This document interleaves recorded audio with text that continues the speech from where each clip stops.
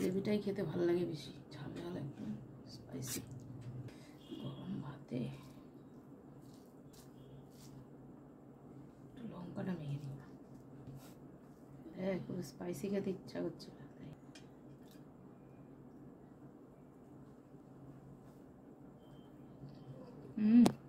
একদম মনের মতন যেরকম চেয়েছিলাম, একদম ঝাল ঝাল হবে, দারুণ।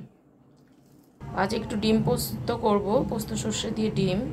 তো তার জন্য আমি নিয়ে নিয়েছি 4টে ডিম, আর টমেটো, কাঁচা লঙ্কা, পেঁয়াজ, ধনেপাতা, আর এখানে আমি সর্ষে আর পোস্ত অল্প বেটে নিয়েছি। তো চলুন এবার রান্নাটা শুরু করি। কালো জিরে কুচি, 1 চামচ আদা রসুন বাটা।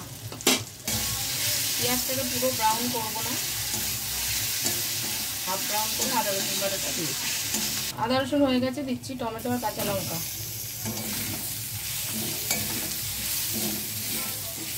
হলুদ, জিরে আর ধনে গুঁড়ো একসঙ্গে, সামান্য গরম জল দিয়ে সমস্ত মশলা ভালো করে কষিয়ে নেব।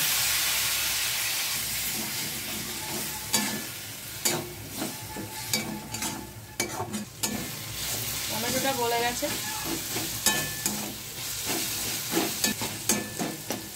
এবার আমি এই পোস্ত আর সর্ষে বাটাটা দিয়ে দেবো, দিয়ে আর 1-1.5 মিনিট কষবো।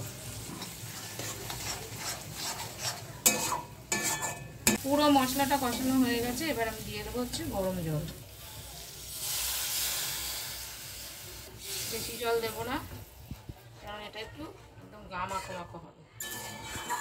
ঝোলটা ফুটে উঠেছে, এবার আমি দিয়ে দেবো সেদ্ধ করা ডিমগুলি। সেদ্ধ করা ডিমটাকে আমি একটুখানি চিড়ে চিড়ে নিয়েছি, যাতে মশলাটা ভালোভাবে ভেতরে ঢোকে। এটাকে আমি একটুখানি ঢাকনা লাগিয়ে 5 মিনিট মতো রান্না করবো। 5 মিনিট হয়ে গিয়েছে, এবার আমি আর ঢাকবো না, এবার একটু ঝোলটাকে শুকিয়ে নেব।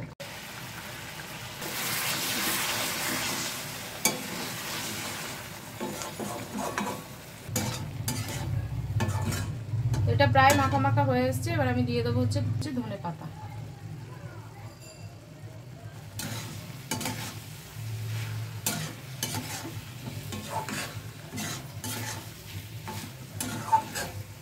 হয়ে গেছে, এরকমই শুকনো শুকনো বা মাখা মাখা মশলাটা দিয়ে গরম ভাত মেখে খেতে দারুণ লাগে।